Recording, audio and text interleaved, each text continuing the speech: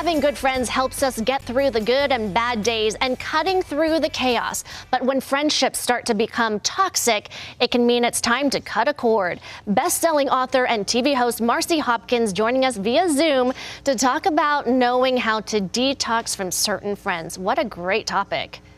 Absolutely. Thank you so much for having me on. Well, so glad to have you, Marci. Let's talk about your first step. How do we know? How do we evaluate our friends? Well, you want to ask yourself, how are they adding value to your life? And you also want to think about, it's not about quantity, it's about the quality.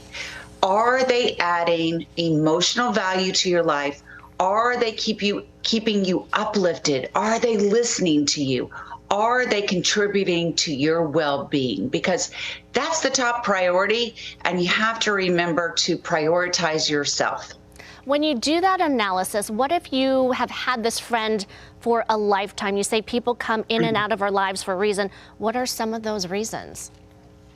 Well, think about different stages in our lives. We have people that come in that teach us lessons. Maybe they support us during a certain time. And these friends that we've had forever, I know it's so hard to think about letting them go. But maybe you have evolved. Maybe you are at different places in life. Doesn't mean that you can't be friends with them, but if they're not bringing any value, if they are bringing you down and they are very negative and you are at a positive place in your life, it's something that you should really look at, because you want people in your life that are going to lift you up and encourage you. Such a great point. And Marci, this is a good one. How can friends be triggers for good and bad behavior?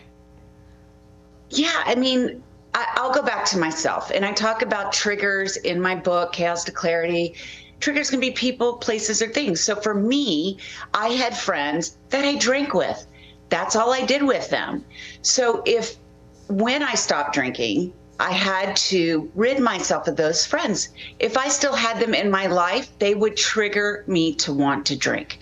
So if you are trying to change behaviors in your life, then it's best that you let go of those friends that may trigger you to want to continue with that bad habit. So friends sometimes are here for a season. So how can we allow for more positive relationships, positive friendships in our lives?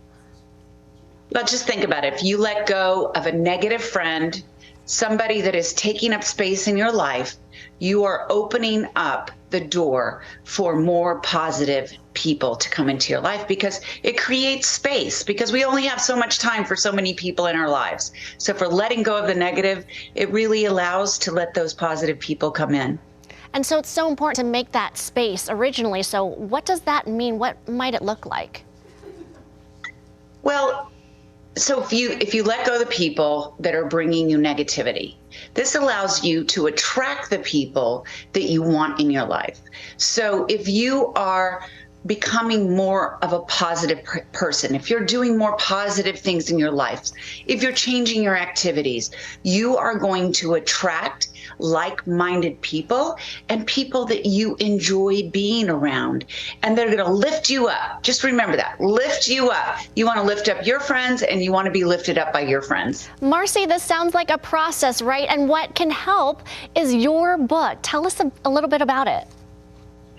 Yeah, so my book is really about my trauma, my addiction, my recovery, all my mindset shifts, and how I am building stronger relationships in my life by changing myself, because it all starts with you, and building on self-love, building on self-confidence, building on spirituality, breaking that victim mentality, breaking from any sort of addiction, whatever that is. I mean, it could be food, it could be gambling. For me, it was alcohol.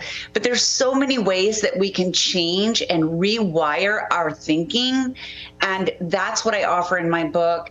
There's introspective work to help you to heal from your trauma, and action items, because we can learn so many things, but we must make the decision to put these things into action to make a change. And that's what I try to offer through my book. Marci, thank you so much. The book is called Chaos to Clarity, and you can see the signs and breaking the cycles on Amazon, and check out her website, wakeupwithmarci.com. Thanks so much for sharing this message that we all need to hear for healthier, more positive relationships. Thanks, Marci. Thank you so much. Thank you.